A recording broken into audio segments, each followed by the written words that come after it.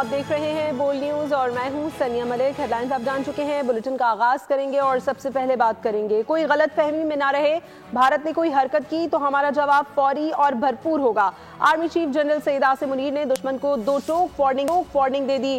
سپاہ سالار نے ٹلا field firing range کا دورہ کر کے ہیمر اسٹرائک مشق کا مشاہدہ کیا۔ بولے قومی مفاد کے تحفظ کے لیے تیاری اور عزم مطلق ہے، بھارت کی کسی بھی مہم جوئی کا منہ توڑ جواب دیں گے۔ بھارت غلط فہمی میں نہ رہے، کوئی مس ایڈونچر ہوا تو جواب فوری اور بھرپور ہوگا۔ آرمی چیف کا بھارت کو دو ٹوک پیغام۔ ISPR کے مطابق army chief general Syed Asim Munir نے ٹلا فیلڈ فائرنگ رینج کا دورہ کیا۔ آرمی چیف نے ہیمر اسٹرائک مشق کا مشاہدہ کیا۔ آرمی چیف نے فوج کے جوانوں سے بھرپور خطاب کیا، دشمن کو بھی للکارا، کہا کہ بھارت کی کسی بھی مہم جوئی کا منہ توڑ جواب دیں گے۔ قومی مفاد کے تحفظ کے لیے ہماری تیاری اور عزم مطلق ہے۔ پاکستان علاقائی امن کا عزم کیے ہوئے ہے۔ ہمارے قومی مفاد کے تحفظ کے لیے تیاری اور عزم مطلق ہے۔ آرمی چیف نے قوم کی خود مختاری اور علاقائی سالمیت کے دفاع کے لیے مسلح افواج کے غیر متزلزل عزم کا ادا کیا۔ آرمی چیف نے آفیسروں اور جوانوں کے بلند حوصلے کو سراہا اور ان کے جذبے کو پاک فوج کی آپریشن مہارت قرار دیا۔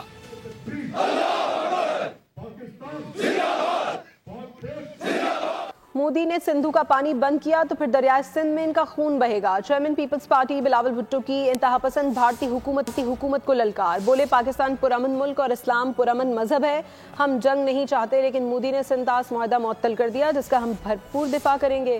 مودی جمہوریت پسند نہیں بلکہ انتہا پسند ہے اور ہم دنیا کے سامنے اس کو بے نقاب کریں گے۔ حملہ کریں تو ان کو معلوم ہے کہ یا اس سندھو سے پانی بہے گا یا خون بہے گا۔ پاکستان ایک پرامن ملک ہے، اسلام پرامن دین ہے، ہم جنگ نہیں چاہتے، مگر جو ہمارا سندھو پہ حملہ کرے وہ جنگ کا تیاری کرے۔ یہ اپنے آپ کو جمہوری پسند کہتے ہیں، ہم ثابت کر دیں گے کہ یہ جمہوری پسند نہیں، یہ انتہا پسند ہے۔ انشاءاللہ تعالیٰ پاکستان کے باہر بھی یہ بات پہنچائیں گے کہ پاکستان کے عوام پرامن لوگ ہیں، پرامن لوگ رہنا چاہتے ہیں، لیکن اگر ہمیں اس قسم کی دھمکیاں یہ سناتے رہیں گے تو ہم جنگ کے لیے بھی تیار ہیں۔ پاکستان کی فضائی حدود کی بھارتی طیاروں کے لیے بندش سے بھارتی حکومت شدید پریشان ہے۔ بھارتی ایئر لائنز نے کروڑوں کے نقصان سے آگاہ کر دیا۔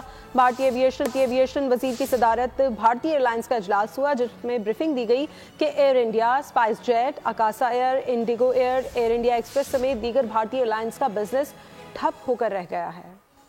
حدود کی بھارتی طیاروں کے لیے بندش سے بھارتی حکومت شدید پریشانی سے دوچار۔ بھارتی ایئر لائنز نے کروڑوں کے نقصان سے حکومت کو آگاہ کر دیا۔ بھارتی ایویشن وزیر کی صدارت بھارتی ایئر لائنز کا اجلاس ہوا۔ اجلاس میں بریفنگ دی گئی کہ Air India, SpiceJet, Akasa Air, IndiGo Air, Air India Express سمیت دیگر بھارتی ایئر لائنز کا بزنس ٹھپ ہو کر رہ گیا ہے۔ اور پہلگام حملہ بھارتی سیکیورٹی اداروں کی ناکامی ہے۔ پاکستان اور انڈیا کے درمیان باقاعدہ جنگ کا امکان نہیں ہے، اسے ٹھیک کرنے کے اور بھی طریقے ہوتے ہیں، جیسا کہ بیکٹا کے بیک چینل بات چیت۔ سابق سربراہ را امرجیت سنگھ دلت کا BBC کو انٹرویو۔